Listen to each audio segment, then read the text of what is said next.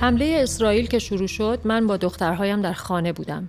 باید همه چیز را تنها مدیریت می‌کردم، از امور خانه گرفته تا وحشت بچه‌ها و سوال‌های بی‌پایانشان، نگرانی‌های خودم و اضطراب‌های شوهرم را از راه دور. او مهندس یک شرکت پتروشیمی است و برای مأموریتی کاری به بوشهر رفته بود. تلفن‌هایمان در همان 2 روز اول گاهی به بحث و جدل هم کشید. او هم تقصیری نداشت، جای دیگری گیر افتاده بود. قرار شد خودم کوله بار سفر را ببندم و پشت فرمان بنشینم و با 2 دختر کوچکم راهی روستای پدریمان در اطراف سمنان شویم. نزدیک غروب همان اتفاقی افتاد که نباید می‌افتاد. ماشین وسط اتوبان شروع کرد به پت پت کردن و خاموش شد. 2-3 بار دیگر همین اتفاق در تهران افتاده بود، اما هر بار شوهرم بود و کار را در می‌آورد. دخترها گریه می‌کردند. تلاش کردم آرامشان کنم و خودم را دست کم جلوی آنها مسلط نشان بدهم.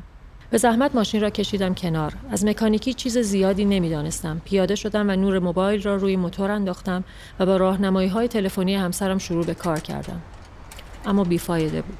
او از آن طرف خط دنبال تعمیرکار می‌گشت و من از این طرف جاده.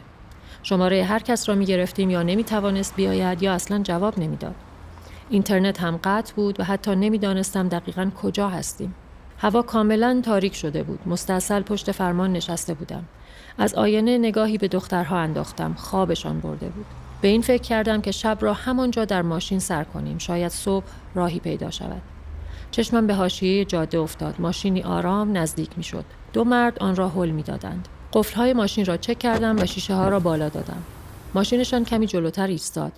بعد یکی از آنها جلو آمد. سریع شماره همسرم را گرفتم، اما باتری موبایلم رفت. مرد به شیشه زد. من وانمود کردم که مشغول مکالمه‌ام. چهرهش به نظرم ترسناک آمد. نگاهم رفت به آن یکی که دورتر ایستاده بود و خیره نگاهم می‌کرد. نفسم به شماره افتاده بود. مرد دوباره گفت: خانم، این رفیق من از مکانیکی سر در میاره. میخوای بیای پایین بگی چی شده؟ خودم را به نشنیدن زدم. دوباره به شیشه زد و گفت: ما بنزینمون تموم شده. یه خورده بنزین داری؟ میتونی بهمون قرض بدی؟ چطور باید اعتماد میکردم؟ با اشاره و حالتی عصبی به او فهماندم که منتظر کسی هستم و مزاحم نشود. از دور صدای مرد دوم آمد: چرا اونجوری بهش میگی؟ آنها عقب‌تر رفتند و مشغول پچ پچ شدند. هر از چندگاهی نگاهی به من میانداختند. به این امید که ماشین روشن شود و از مهلکه فرار کنم استارت زدم. روشن نشد.